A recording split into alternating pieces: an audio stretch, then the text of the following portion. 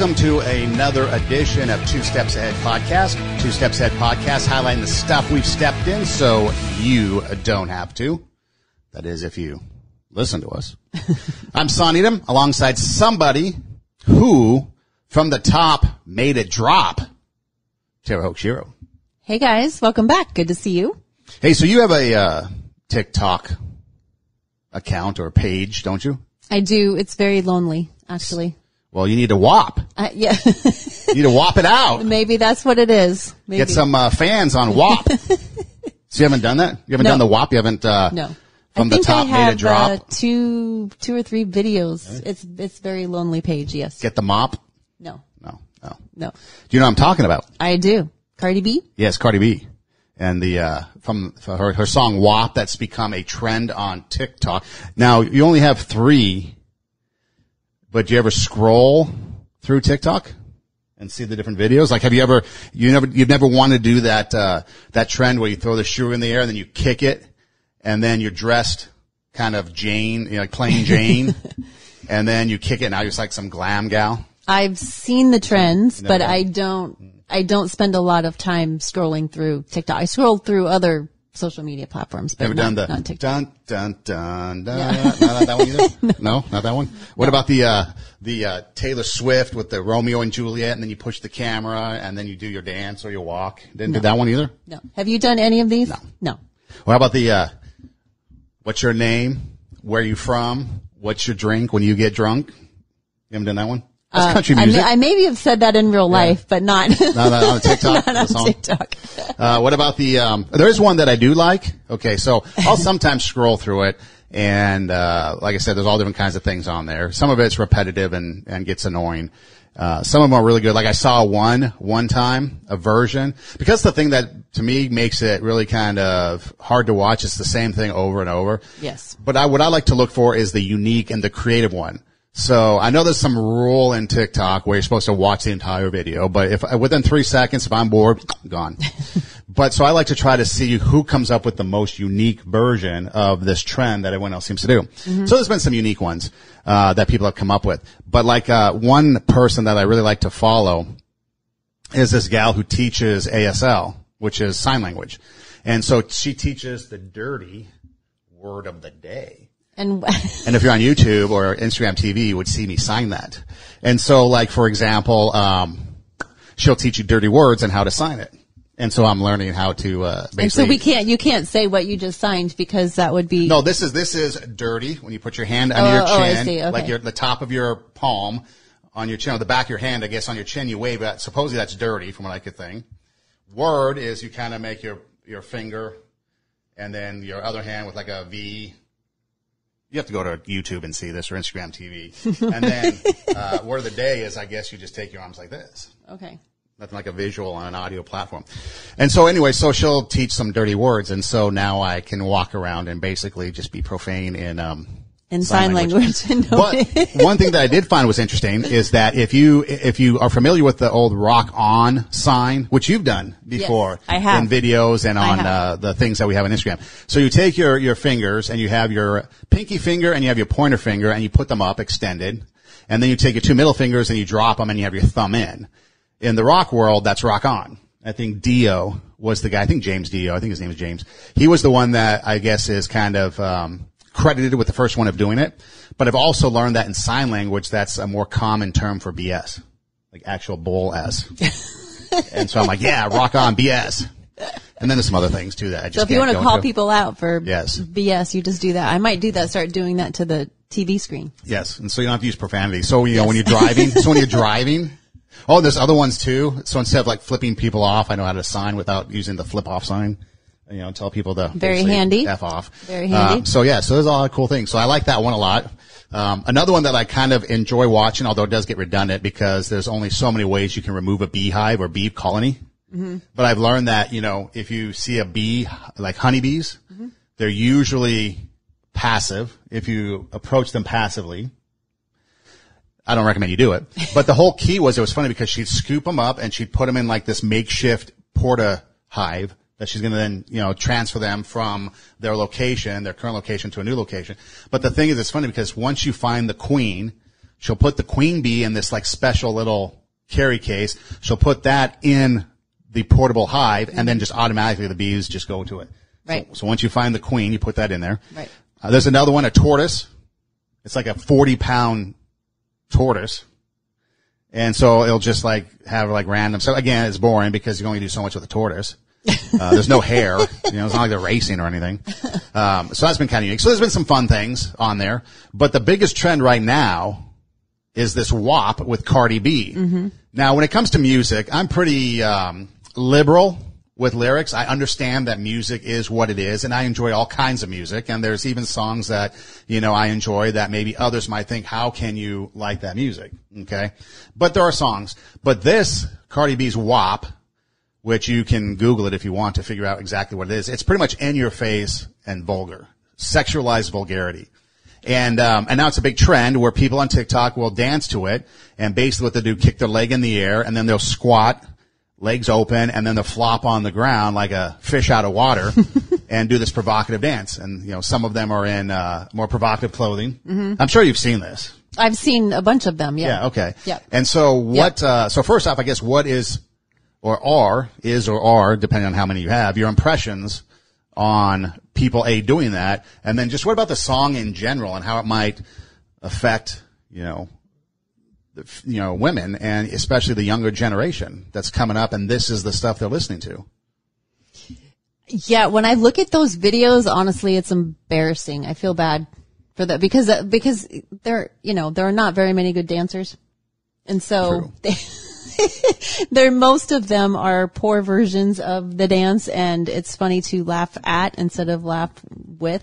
So I personally don't get it, but there's a lot of, it's interesting. It's always fascinating to me that, the confusion of women, and I'm part of that. It's hard. It's a very confusing thing to be a woman because are we supposed to be sexy? Are we supposed to be smart? Now with the Me Too movement, if we are approached a certain way, it's offensive, even though our bodies are used in a sexual way to sell things, to sell products. So, and then, it's hard when we see men looking at a magazine cover or looking at a video and they're oogling over the woman. And there's a part of us sometimes that I think, gosh, the woman walks into a room and all the eyes turn like, okay, we want to have attention too, but it's the wrong kind of attention. But, so it's confusing. Like we want to dress up and look nice, but then we don't want people to treat us, poorly. And then, there's this dance, there's this WAP where it's so over the top, vulgar, that women are trying to do. And because I don't know, we want to participate. We want to, meet the challenge, see if we can do it. We want to belong. I don't know. But this whole Me Too movement thing, it just kind of is, I think it blurs the lines a lot because women are used, in a sexual way to sell products. Like, we mentioned, Victoria's Secret, Carl's Jr. was one for a while. Thank God they took those commercials off. Paris Hilton on the car. Oh my gosh. Every time those commercials came on TV, I just it was just. Eat a burger? No, I completely, it was so offensive every time that commercial came on. Okay. Let me ask you though, but why? I'm just curious as to why personally for you, it's offensive as opposed to empowering women. I don't think that empowerment comes from your body, like the way that you can use your body. I think it's because we all are born differently, right? We all have different genes. Some women, because what we're saying is, I have Jordache. What we're saying is like if you're born a certain way, like say that like Paris Hilton, then you have power. But if you're born heavy or short or too thin or anything that's outside of, Paris Hilton, a different color, a different nationality, different, whatever, then you don't have power. And I think that's just wrong, right? Because she's just using the genetics that she was given and she's using it in that particular commercial, in a sexual way. And I don't think that that's power at all. I think that's exploitation. Like I don't know. It's cheap, I guess. But it was offensive because, I'm sitting there all of a sudden, we're sitting in the living room with my husband or with my kids, and all of a sudden, this woman comes on the TV and she's gyrating all over the place trying to sell a hamburger. And it's offensive because instinctually as a woman, I know that that's something nice to look at, right? I was distracted by the car, actually. Yeah, I'm sure you were. And so it's like, so am I supposed to identify with that? Am I supposed to act that way to turn my husband on? Am I supposed to dress that way? Am I supposed to, like, it's just so, I don't know, offensive. Well, because the other thing too is when you take a look at some of these trends that come out, okay, I remember there was a time where you could call somebody, especially like maybe if you were the older generation, maybe our parents' age or maybe our grandparents' age, where you could call someone sweetheart or you can call someone by a term of endearment that was accepted back then. But now today it's not. Okay. So for example, let's say how many women are on there doing the WAP on TikTok, but then if you see them at the office, say, hey, sweetheart, how's it going? They're going to get upset and mad. Well, exactly. Yeah. We're giving mixed messages. We're saying we can be the sex object and look, I'm going to dance this dance to this vulgar song. But then don't treat me the way that I'm dancing. Don't talk to me like that. Like I don't. That's a talking out of both sides of your mouth. So you didn't WAP. When twerking came out, did you twerk? No. You didn't even twerk? No. See, it's interesting because when you take a look at from twerking, which is actually pretty innocent compared to this, how we evolve over time and we seem to get progressively worse. I mean, you think back to early music, okay, maybe in the 40s where you have people suit and tie or maybe they're dressed in a formal gown and they're performing. And then, Elvis comes along, Elvis Presley, and he starts gyrating his hips and it becomes all scandal. Yeah. That's the worst thing ever. And then you have, Jim Morrison of the Doors, doing his thing on the Ed Sullivan Show. And then I think at one point, he dropped his trowel at a concert and incited a riot. And so then, we seem like to be progressively getting worse and worse.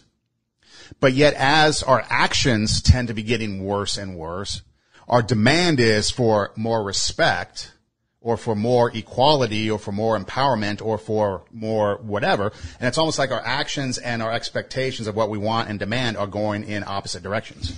Yeah. Yeah, I would agree with that. And I think the twerking or the WAP, right? Yeah, WAP. WAP down. All of a sudden I had, brain fart. The WAP dance it's a call to action. Right? Yeah, pretty much. It's a mating call. It's a call to action. So to do the call to action and just to kind of, insinuate, okay, here I am and here we go, especially to the lyrics to that song, because that's basically what the song is saying. So I think it just sends a really mixed message. And the Super Bowl show again, was, same type of thing. It's like a call to action. But then, we have the Me Too movement and saying, okay, but you need to respect me and treat me a certain way.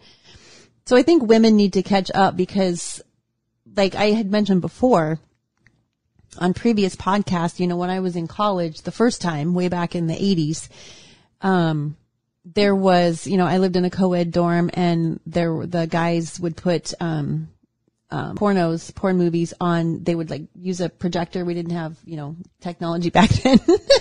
So it was like the projector and, flashing it up on the wall. And that was just the norm, sadly. Linda Lovelace on the side of the frat house. Yeah, right. And so that was just the norm and girls were expected to, it's like that was their identity. That was what they were expecting. And, you just, you fall into that role, I guess, if you're, lost and confused like I was. And so it just becomes like, okay, that's what, men say things to us and we just kind of get used to it in a way that it's like, okay, well, this is just normal. Unfortunately. See, it's almost like. Not okay. No, but it's almost like, okay, when sexual harassment really started to hit the mainstream. I'm not talking about the Me Too movement. Prior to it, it was kind of like, okay, when you were dating, you'd ask somebody out, they say no. So you ask somebody out, they say no, and you kind of be persistent. And then after the 5th or 6th time, the girl finally says yes, and then they go on and end up getting married and have happily ever after. But once the sexual harassment movement came on, then after you ask once and they say no, you're not supposed to keep pursuing, right? Because it becomes bad. That you're now harassing the person because they keep saying no. But what happened to the old way of like the chase? You know, women like to play, you know, the game of the chase. Oh, you know, I want to be hunted down, not hunted. Maybe that's the wrong word, but you know, chased down, wooed, you know, swept off your feet, whatever, you know. And so then it was like, now we can't do that because once we say no, you can't pursue. Well, I think there's a difference between wooing, the old word, the old fashioned word of, you know, trying to win somebody over, and harassment. I think there's a difference. But I think, but what I'm talking about is here, there is a difference. But what I'm saying is that there was all of a sudden a line, and so now guys were afraid to even ask anybody out. Right, because I think that... I don't want to be accused of harassment. I ask you out once, you say, oh no. But I hear a little hesitation, something, okay, is she being flirtatious and wanting me to pursue a little bit more and do the wooing? Or is it just like, okay, no, I'm done. And then she's like, well, I was interested. Well, you said no, so I stopped. It's like, well, I was, you know... Right. So in addition to everything else that's in our world, our communication techniques have completely gone down the toilet. No doesn't mean no. People have a hard time saying no because they feel bad. They don't want to hurt somebody's feelings. So no doesn't always mean no, or yes doesn't always mean yes.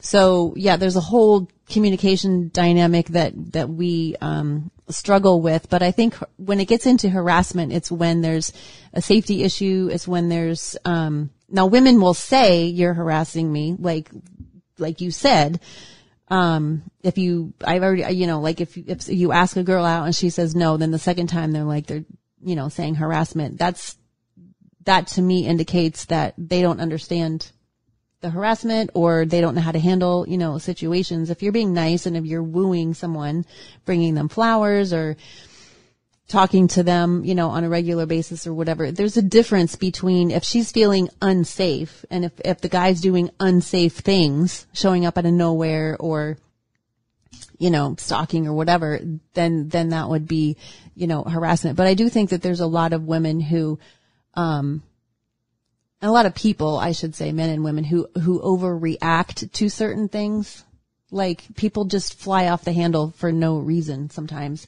And then you're just like, wow, what is all this hysteria about? So, but I think that's my point, is that the women, I think we're talking out of both sides of our mouths. I think that there's a difference between giving a woman a compliment and, like, there was a guy, so I'm older, so I grew up in this generation of men saying things to women, right? So not that it's okay, but I'm used to it. So I get a lot of the sweetie and the sweetheart and darling, and that doesn't necessarily bother me. I don't get corked up about it. But this guy, I was at this fundraiser and we were setting up, and I literally had 2 melons in my hands. And I guess they must have been like a muskmelon or a cantaloupe or something like that. It wasn't a watermelon. So I had one in each hand, right? And I'm carrying them like this. And this old white guy, gray hair, is like, nice melons. And I was like, dude, are you serious? It's like 2019 and you're still talking like that? Well, it was an old, white guy with gray hair. So he is of that generation, to make the comments to women. But I was like, that's just. Do you think that, well, that's so disrespectful. But see, that's kind of like the influence of music, because you've got, now, there's something to, I don't want to say the scandal but there's something to the kind of the negative side of this WAP, because the next trend came where the song would come on and the girls would be beginning the video, kick the leg and maybe do the squat. And then the boyfriend or significant other hears it, comes running in, throws a towel or blanket over the gal, drags her out of the room, or the girl pretends to pick up weights and do squats or mopping, or they do something else. So obviously there's now a trend that has ticked to an alternate version. You don't want to get caught doing this.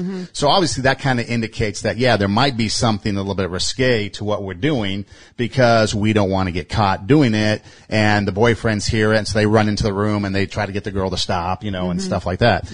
But do you think there's some sort of, because of the music that influences us, how much of an influence do you think that type of thing has on the younger generation that is huge into like TikTok and music? I mean, let's not just pick on Cardi B. Post Malone. I was going to when I post on Instagram pictures, it's usually attached to a music, like a music slide, or there'll be some piece of music to just kind of mix it up a little bit. And someone suggested Post Malone and Rockstar. And the first thing, lyrics out of the gate are something about, banging hoes and popping pills. Okay. And so again, you got the generation today that has the direct download straight to consumer style of purchase. You can put anything out there. Before, you used to have to get your song on the radio, and then that would generate exposure that would then equal radio or record sales, right? And so there'd be the radio edit. So if there was kind of like a song that wasn't quite fit for radio because radio had decency laws and the FCC had, laws that prohibited things being put out on the airwaves. So you'd have this radio edit that was a clean version, even though no profanity even. And nowadays it goes straight to the consumer, so you can put anything out there. Mm-hmm. And so that buffer isn't there anymore. I remember back in, I think it was the 80s, Tipper Gore, Al Gore's wife, as the story goes, was walking by her daughter's room, and I think it was Two Live Crew was playing. And she heard these lyrics and she's like, what is this? And so it became a huge thing. Two Live Crew called it a scandal and other people called it a good thing. And there was a fight in the music industry. The end result went to Congress, had all these Senate hearings and stuff. But the end result was the explicit parental advisory sticker got put on these albums that were deemed explicit. Now, at the time, it boosted revenue sales for the artists, so it helped them. Right. But the flip side was, and now parents and people knew that this stuff was explicit, and that now, and I think even iTunes today has the little icon that says this is explicit. You can choose either version. Yeah. So there's still some, but that was something that came out of it where, okay, there wasn't necessarily the censorship of it, although I think that's what she tried to do, was ultimately censor it, but there was a form of modification that came out. Okay, parents, here's a warning. If you don't want your kid listening to this, take note. If you don't care, whatever. And so something came out of that. But nowadays it's like, people just have your even your Spotify, whatever. Go to your phone, the phone, you have your YouTubes, whatever, and you get the music directly and then the video that accompanies it. I mean, think back to like Frank Sinatra. We were talking prior, Frank Sinatra's Strangers in the Night is basically talking about a one night stand. And you had mentioned in our conversation, what if that was today, the innocence of that song, even though it's not so innocent, instead of having a guy in a suit like Sinatra, old Blue Eyes, crooning in the crowd, singing, what if it had a modern day video to it? How would the reception be? It might be completely different if there was a, risque video or acting out, because in Frank Sinatra's day, you can kind of imagine in your mind whatever you want as you're listening to. Now we have, video, and we can see the acting out of the lyrics and the artist perception of how they want to present the song. And sometimes the video is more graphic than the words. Can't imagine want being right. Well, I know. Video. There's no way that could be a video or ever on the radio. So I don't even know if I haven't even checked to see if there is an actual video of the song. I would imagine there has to be, because nowadays everything's video. Yeah, I don't think so. I think I saw that it has a bunch of downloads for the audio, but there's no video to it. But see, okay, so you go back, you mentioned videos. Obviously, so the 80s, I think MTV came out in the early 80s, 80, 81, something like that. I saw the very first Friday night that MTV was ever on the air. First video on MTV. Do you remember? No. The Buggles video killed the radio star. Was that what it was? Okay, so I saw it, but I don't remember what it was. So back in the 80s, you would watch. I remember Duran Duran, Girls on Film. Yes. Was very scandalous. And I never had cable growing up, MTV, so I'd missed out on all that. But I remember just hearing this buzz about Duran Duran, Girls on Film. I watched that video today. And it's like, what? Okay, I mean that's like tame. But I remember the 80s, the videos were. There were just like some random stuff. Okay, if it was a rock band, you probably had like an on-stage live performance feel to it with some backstage stuff. So like, the hair bands of the 80s. Sometimes, but there was some weird. But that was the other thing. Yeah. The other videos were just like kind of randomness, whatever. Very I remember, weird. I think, Duran Duran, I'm not sure if it was Simon Le Bon or one of them, was talking about making a video, and like there'd just be like some random horse walking down the street, and then there'd be like some fabric that would flutter, you know, and it's like, it has nothing to do with the lyrics per se, right? It's just like all this kind of randomness. No idea what they were doing back then. As they're trying to figure this out. But now today it's very image and very lyric focused when it comes to it. And the imagery that you're seeing matches. And so so at the time when you had something like, a music lyrics, people maybe might not have known what the lyrics were, but now when it's reinforced with the visual, it makes you wonder like, okay, how much of this visual is being impacted more so than maybe the lyrics? Mm-hmm. And you know, a funny song, my husband loves that song, Drunk on a Plane. Okay. Not because of the song, but because of the video. For some reason, it cracks him up. He just thinks it's hilarious. So had he not heard that along with the video, he doesn't like when it comes on in the car, he's not like, oh, here's my favorite song. It's not like that. But when the video comes on TV, for some reason, it like cracks him up. And now all of a sudden the song has all new meaning because of the video because it's hilarious. Well, the other thing, take a look at genres of music. Okay. So there's different genres of music. And when you take a look at, let's say, country music, for example, you have a lot of drinking, a lot of breaking up, and a lot of trucks. Mm-hmm. Now, primarily, those are the three main things. You might once in a while get something else in there. Kick the dog, drink a beer. Right. Yeah. And that was the added joke. You remember backwards masking, where like you had to spin the record backward to hear messages from the devil? Supposedly, okay. Yes. So the joke was always with country music, you spin a record backwards and the guy gets back together with his girl, he becomes sober, and he gets his truck back or whatever. That was like the joke. Because that's what country music thing was. But when you take a look at the different genres of music, it's interesting how like country music is a little bit more innocent, although there's still, you know, things in there. Yeah. But it's not so in your face. Mm-hmm. You take a look at rock, and depending on which group, you know, when you go back to the 70s, the lyrics were more described in maybe everyday type things. Mm-hmm. You know, as far as, Take It Easy or Hotel California, you know, there's the music, you'd have to go into the meanings. Mm-hmm. Okay, what does this actually mean? You think of Don McLean's American Pie, for example. That's the biggest song that a lot of people are like, okay, what does each line in this song mean? Which line is he trying to say in his messaging? But it's disguised in lyrics. Today, it's just right there in your face. There's no, what does this mean? It's like right there. Some of them. Taylor Swift's new song is, everybody's like scrambling to figure out what it means. It's about the house that she bought in Maine and about the occupants, the former occupants. And so it's kind of coded, you know, the way that she. So there are some, like the Cardi B song, the WAP, is definitely in your face. There's nothing to wonder about in that song. It's just right there, you know, out there. I miss the songs from the 70s, like what did you that? Like Take It Easy. Yeah.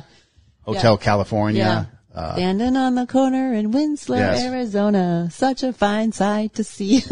I always go to the Seven Women on My Mind. Lord, in a flat. Which one? The lyrics, you know, you say standing on the corner, mine goes to the 7 women on my mind. Yes. And it's like, okay, dude, you need to really seriously consider, if you have 7 women on your mind, dude, I can't imagine what life would be like. 2 that want to own me, 3 that want to tell me, 1 says she's a friend of mine.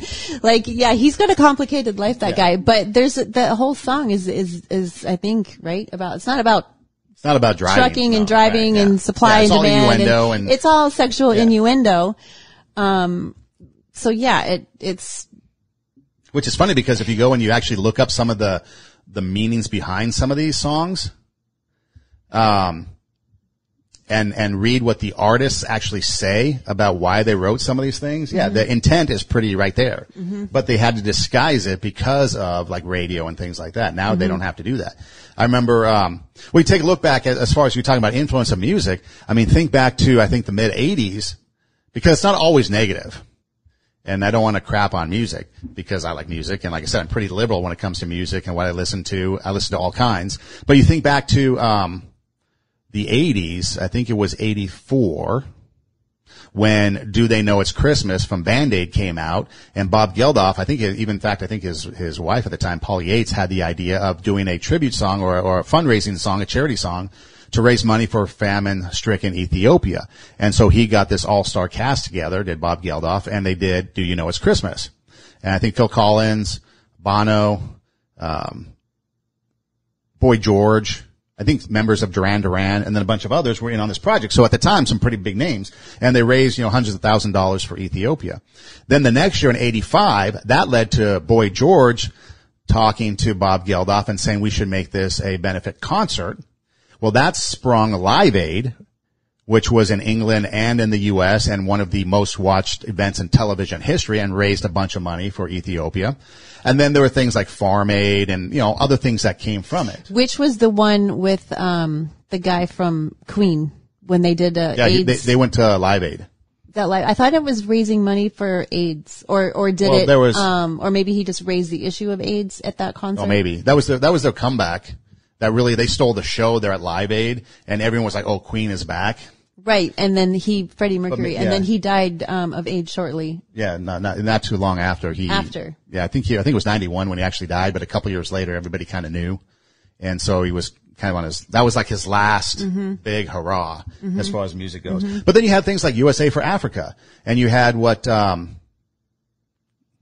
Stevie Wonder and a bunch of artists come together and to have USA for Africa. So you had these big, compilations that were like good things.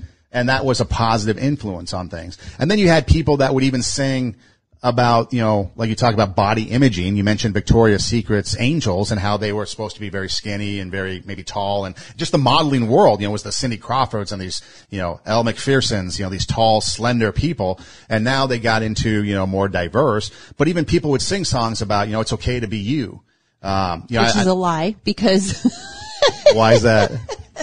Because as soon as somebody is like, that's what I mean about talking out of both sides of our mouths. We say, "Oh, be you," but then as soon as you're you, then like, "Oh, you shouldn't have done that." Well, yeah. "Oh, you shouldn't wear that." "Oh, don't say that." Like, "Oh," like we shame people for being themselves. So we talk out of both sides of our mouth. Well, that's the thing now. Recently, so I've been to the beach a lot over the summer, and the swimsuits have gone from practically, back in the 50s and 60s where they were what they were, covered pretty much everything, to now they're very non-existent. Right. It's like a dental floss. Yeah. It's like you're on a nude beach somewhere. Yeah. Now, again, okay, if you're walking down the beach in that, you're going to get looked at. Mm-hmm.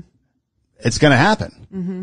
And so then what's your response to that when people are looking at your backside because it's hanging out for all the world to see? And you purposefully went and bought that. Mm-hmm. And I've asked young women that, and they say, "Oh, but that's the style." And I'm like, "Okay, but so it's the style, but you do understand that half of your butt is hanging out, right? Like everyone can say, well, that's the style." That's they're not connecting the dots between what people are thinking of them when they're wearing those types of bathing suits. Right. And see, and that's what I'm talking about, because you say that's the style. And a lot of style that we get today comes from the music world, athletes, the influences of people. And we've talked about influences before, but you take a look at the music specifically, since that was what we're kind of focusing on, and you look at the dress. Remember Madonna? How everybody looked like Madonna in the 80s? All those like bracelets and things. And then, they had the mesh or whatever was the netting and, everything else. I mean, there was, or what about, Pat Benatar? Mm-hmm. How many Pat Benatars were there? I think the movie Clueless, I think it was Clueless. One of those movies even joked about it. There was like 3 Pat Benatar looking girls in the school. Yeah. Like, here's Pat. No, that's that Pat Benatar. That's 1982 Pat Benatar. Yeah. That's 84 Pat Benatar, and that's 85 Pat Benatar. And they all pretty much look the same thing. Yeah. But it influences. Yeah. And when you have younger people sitting there being influenced by this, okay, you talk about women. Okay, so if you have women that are on the beach wearing pretty much nothing, and you have guys that are listening to music, okay, that is basically saying that they're objects and they're sexual objects. Mm-hmm. So the girls are like, this is the style. Guys should know better. But yet they're listening to music, and the guys that are artists that are singing, hey, these are sexual objects, do what you want with them. Mm-hmm. And there's plenty of songs out there. I don't need to bring any examples up. There's plenty of songs out there, just Google it, that objectify women in a sexual thing. Mm-hmm. Okay? So now you've got these mixed messages. Then you have the moral people, you shouldn't, sexualize girls on the beach because, But the influences are the same. The girls are saying this is the style. The guys are like, this is the style. And now there's confusion everywhere. Right. And then we don't like the atmosphere that we've created. And then we have to deal with the aftermath of it. Right. And then we have to deal with the aftermath. So yeah. So it's, we're kind of, we're very schizophrenic in our society. We talk out of both sides of our mouth, and it's confusing for women because we want to be noticed. We want to be liked. We want to be, paid attention to. And a lot of times we are trained through the media, through advertising, through movies, that if you look a certain way, then you will get attention. And the reason, we're trained by that, by watching the guys' reactions to women that walk down the beach, to women that walk in the room. We're sitting with them when we're watching, movies or seeing commercials or whatever. We see the reaction, and then the expectation is, well, okay, we have to look like that in order to get on the cover or in order to get noticed or get paid attention to. And we've talked about this before, that that's just kind of like the wrong way to get attention, but that's what's drilled into us. Like, we're just groomed that way. Our eyebrows should be a certain shape. Our makeup, should be a certain way. The color that we're wearing this season should be a certain, color. You can't wear white style. after Labor Day, which is coming up. I know. Well, in California, is that not the rule? we do. We kind of break that rule because it's still hot here for a long time. But you're right. You're not supposed to wear white in between Labor Day and Memorial Day. Once Memorial Day comes, you can wear white, not after Labor Day. So we have all these rules that we fit into. So then when we say just be you, oh, but you're breaking the rule. You're wearing white. Well, I'm me. Like, I want to wear white after Labor Day. And so we don't really believe that when we say just be you, just do you. So that reminds me of a song. I think it's Three Doors Down. Let me be myself. And the lyrics are just let me be myself, let me shine in my own right, and let me be myself. And basically the subject of the song, which I'm sure is written about the band, but they are trying to live up to somebody else's expectations and standards, and it's usually in a relationship probably. And it's like, no, just let me be me. And when they break away, it's like, let me be me, and they realize that by being me, they are now free to be themselves. And I kind of like that song because the simplified message, you can take that to the extreme like anything, but the simplified message is be yourself. And you're probably going to be better than having to. So the girls in the bathing suits on the beach with half their stuff hanging out, oh, that's just the trend. But are they comfortable in it? What about, the girls that maybe might have bigger booties than some of the other ones, Maybe their bodies shaped differently, so you really can't fit in that, And so I'll see all these different body types out there trying to conform to this one thing. Now, if you don't think that music can influence people, all you have to do is go back to the 80s, to the hair metal bands on the Sunset Strip. Everybody, guys had long hair, had the Aquanet. Yep.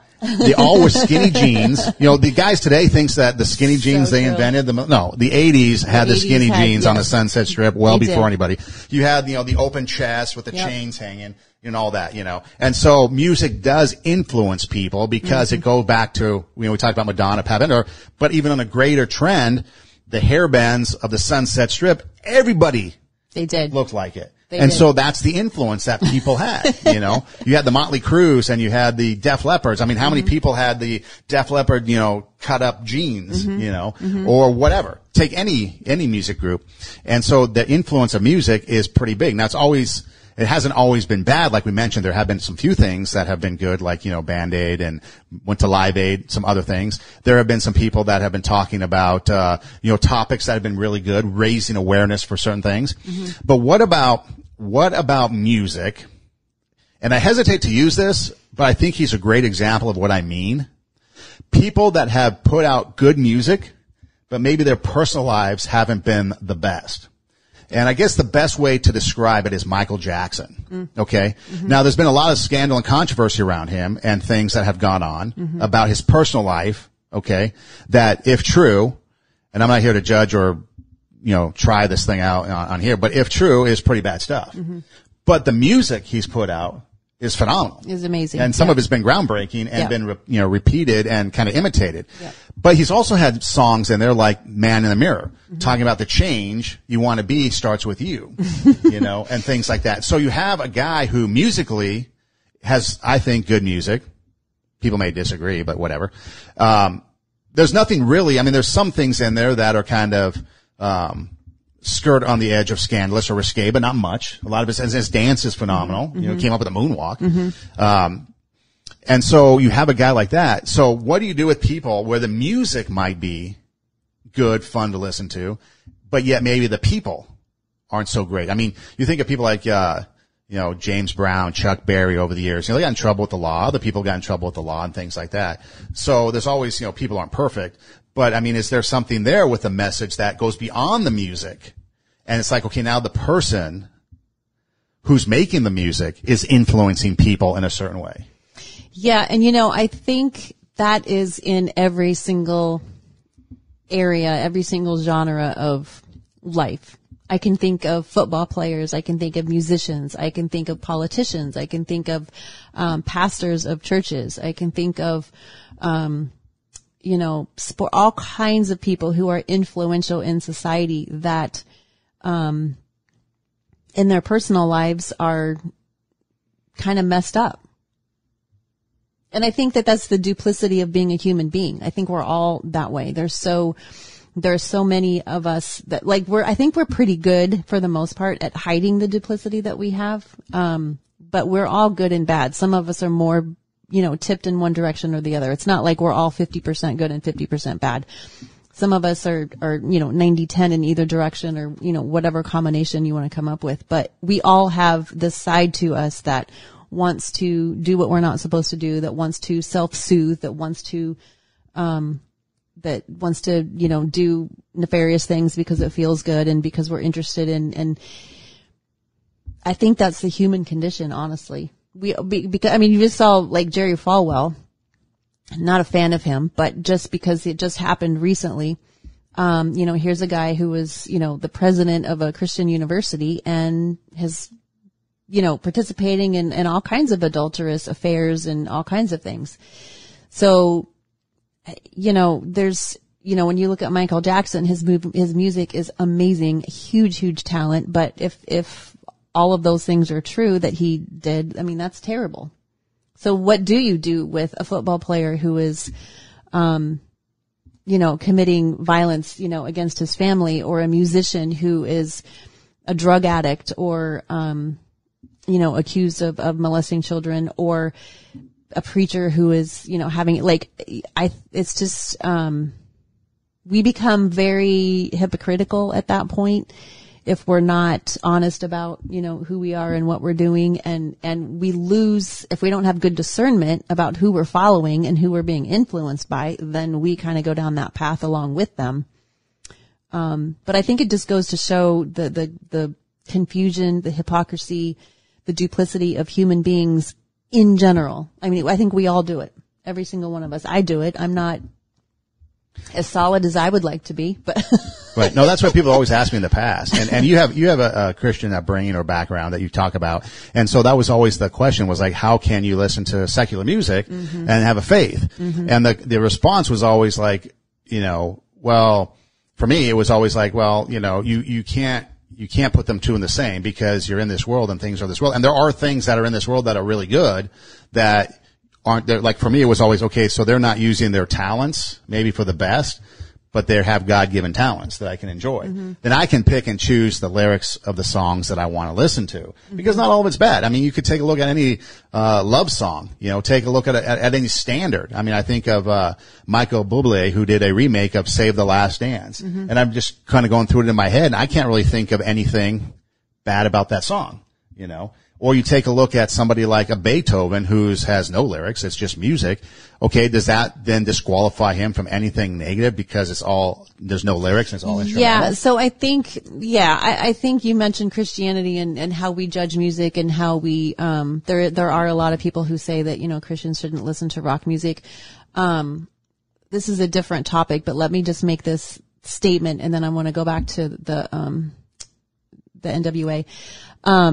Christianity, I think there are a lot of pockets right now that are just completely going off the rails. I'm just going to say that. I believe in Jesus, but there are a lot of pockets of Christianity right now in this day and age, in the middle of all of this mess and heading into this upcoming election, that they have completely gone off the rails.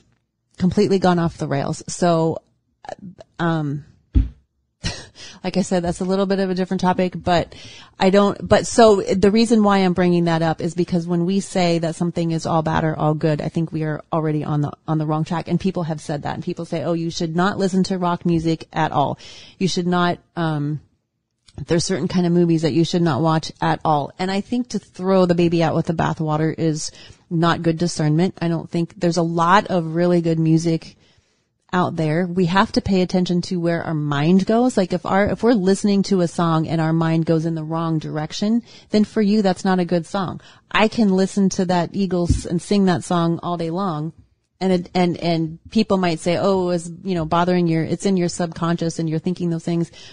I sing it. It makes me happy. I don't think anything about it. I move on with my day. It doesn't take me in a wrong direction. You can sing Midnight Toker and not want to light up. Exactly. I could sing Midnight Toker. I love singing that song. And no, I don't want to go, light up.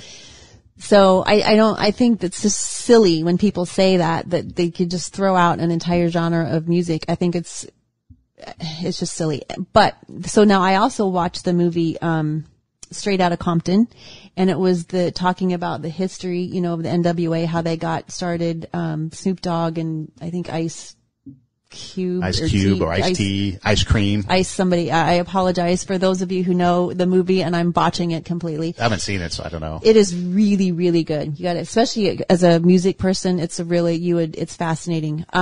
But so some of their lyrics, the NWA, there's a big scandal because they were saying, F the police, but when you watch the movie, you understand where these lyrics came from. So I remember the controversy and the scandal when the songs were coming out. I was like, oh my gosh, there's this group that's, talking about the police and singing about, having violence about the police and, this is just really wrong and, whatever. And when you hear it just in that setting, it's like, oh my gosh, that sounds horrible.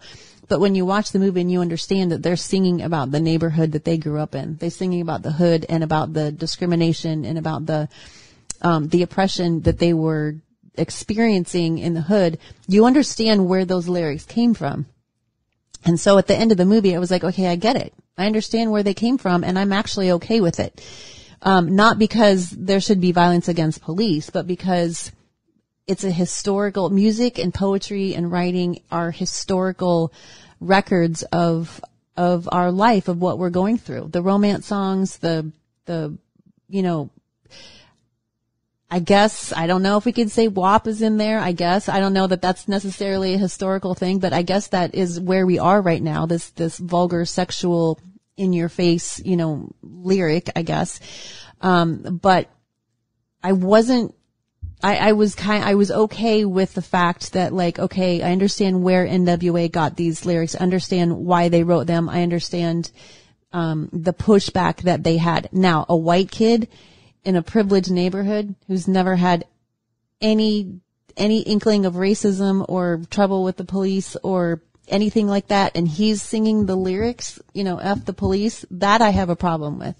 Because that was not his experience. And so commercializing it to people who don't have that experience and who didn't, and that wasn't their point anyway. The NWA was just singing to their community. They had no idea it was going to explode, worldwide. But, so yeah, I have a problem with a white kid singing those lyrics. And again, not that I should think that there's violence against the police. I don't think that at all, because we're living in horrible, horrible times. I'm just saying that I understand where the lyrics came from. And so sometimes we have to look at lyrics in their historical context. Sometimes we have to put it in okay, now where is this coming from? Why is this, we can't just dismiss something at face value, I think is what I'm trying to say. Well, a lot of people write songs, from experience, and especially all the breakup songs. You think of, Every Rose Has Its Thorn, keeping on the theme of the hair bands. Bret Michaels wrote that song after he called his girlfriend and heard another guy in the background.